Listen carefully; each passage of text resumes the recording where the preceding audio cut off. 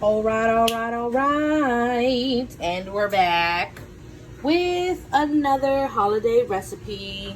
So today we have the leg of lamb. This has a semi bone, so it doesn't have the full leg bone in it, just a little bit, which for me, I don't mind. Even better. I always feel like a bone gives more flavor anyway. So I've already rinsed it and patted dry. As you can see, they already have this and a little nice butcher's twine for us, so that's perfect. Remember, when you're roasting, you always want to twine stuff up because it always just helps keep the shape and keep all those good juices in. It doesn't make it all floppy and loppy and whatever. So yeah, we are gonna make a herb paste for this. Some fresh herbs, some Dijon, a little lemon juice, a little oil. And I'm going to make some little holes to put some garlic in. I'm only going to make 3 holes. You don't want to put too many holes and too much garlic. This is a small piece of meat. If I'm not mistaken, I have to check and see how big. This was a 3.5 pound leg of lamb. It was $26 at HEB. I'm pretty sure you can find it anywhere else cheaper. If you do, comment down below. I would love to know where you got it from. But I do lots of my shopping at HEB, so that's what I found this. So like I said, they already made it easy for me. It's already nice and twined. So what we're going to do is go ahead and season this. We're going to chop up some aromatics, some celery, carrots, little onion, saute that, put that down on the bottom of our baking dish. We're going to go ahead and sear this on all sides and then get to baking. So let's get to seasoning. Alrighty, now let's get started on our seasoning / little rub-a-dub-dub for our lamb leg. So here we have some Dijon mustard. I prefer to use a spicy mustard, so if you don't have this, regular brown mustard or ground mustard is fine. I wouldn't use regular mustard, but that works fine too. If you don't have any mustard on hand, dry powdered mustard is perfect as well. I have the zest of 2 lemons. I have the lemon juice of 2 lemons. I'm not sure if I'm going to use all of that, but I squeezed all of the juice out of them, and we're just gonna put a little bit at a time and taste as we go. In this cup or little container right here, I have some chopped up parsley. I have the leaves of thyme and the leaves of rosemary. I took them off of their stems here. You don't need to chop this up or anything, but you want to be sure you don't have any stems in this because we are mixing everything in our blender.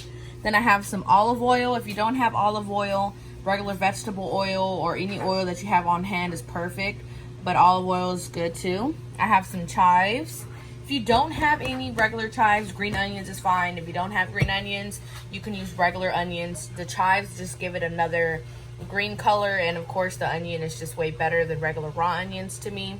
I have onion powder, garlic powder, crushed red pepper, paprika. I have some ground sage and some oregano leaves. If you have fresh, that's even better. I didn't have any on hand, so dried is perfect. So we're just gonna mix everything into our blender until we get a nice good paste to rub onto our lamb.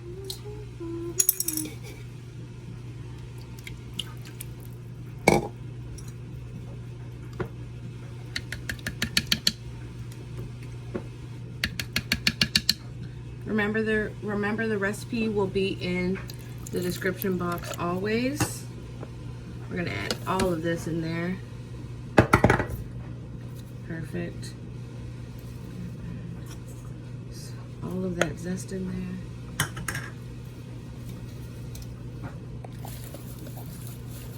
All of those chives. All of our seasonings are in our blender. I added, of course, some salt and pepper as well, as to all my other dry ingredients, herbs and oil and lemon juice. Now we're gonna go ahead and give this a good mix.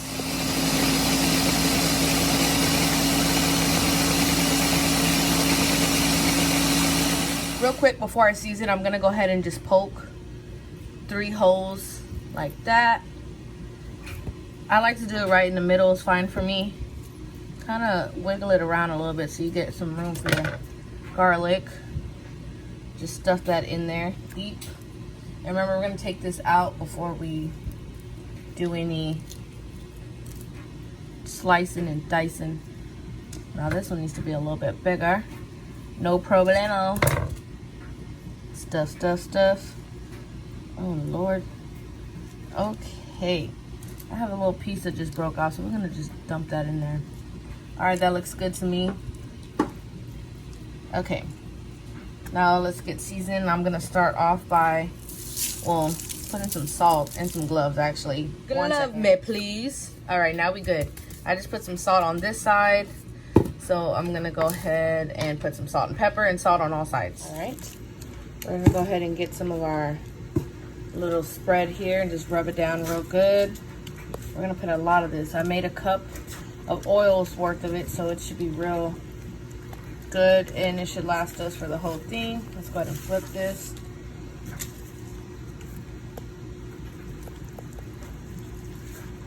Any other seasonings that you want to put in here, feel free to. It just makes it a lot better, especially different herbs. Oh, these gloves are too big. Different herbs. You can definitely put some mint in here. Me personally, I'm not a mint kind of person. I do not like mint personally, so I didn't put any in this recipe. But lamb goes very well with mint. So if you want to throw some fresh mint in there, perfect. In the au jus, throw some mint in there, perfect. But for me, I don't like it, so I'm just going to stick with herbs. That's what I like. So, hey, that's what I like. Anyway, so let's start searing some of our mirepoix. I have my veggies in here. I'm just going to saute them, get some nice color on this. Then I'm going to go ahead and do that as well with the lamb and then deglaze the pan with some red wine. Okay, the veggies are good for right now. We're going to go ahead and transfer that to our baking juice. Just like that. And we're going to go ahead and do this to our lamb. We're going to sear this on each side. Now that this is seared on each side, I went ahead and deglazed the pan with a little red wine and some beef broth. And we're going to go ahead and add this to the bottom of this baking dish right here for a little moisture. You want this to be nice and juicy. And I'm going to add some aromatics. So these are the stems from the parsley, the thyme, and the rosemary that we went ahead and blended up. So I'm going to add that to the bottom to get an extra flavor. Some bay leaf in there, and we're going to go ahead and put this in the oven. The oven has been preheated to 350. We're going to pop this in the oven, and it's going to roast for about an hour and a half to an hour and 45 minutes to get a perfect medium. So let's go ahead and put this in at an hour and a half. I will go ahead and check the internal temperature by placing a thermometer in the center of the lamb. This was an hour and 30 minutes and our temperature says 140, so we're going to go ahead and pull this out. You want to let your lamb sit for about 20 to 30 minutes before you do any carving. So we're going to let it sit for a little bit. So this has rested for about 30 minutes. I'm going to go ahead and take off the butcher's twine and go ahead and start slicing. Okay, you have to remember, guys, that we did put some cloves of garlic in here, so whenever we slice we will find them. Well, as of right now I can't really see the holes, but all right, so we're just gonna slice it up real thin, and we do have a bone, and we're gonna make some good au jus with the meat. Found some garlic, so you want to go ahead and just remove that. Guys, this is smelling so good. So good. Just want some thin slices.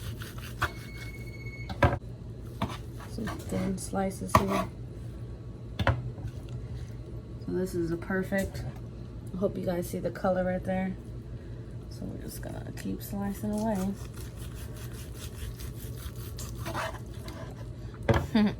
Finding this garlic is like finding a surprise.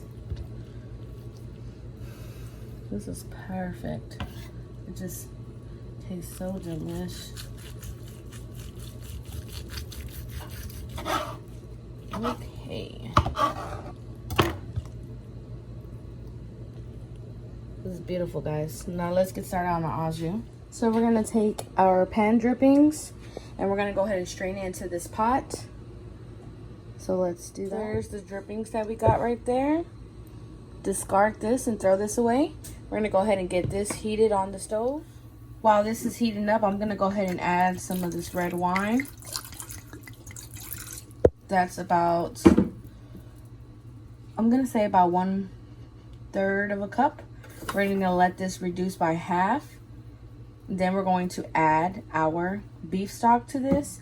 I wanted to make some lamb stock but the grocery store didn't have any lamb bones on hand, so that's perfect. We just want a nice little red wine sauce to go with our lamb.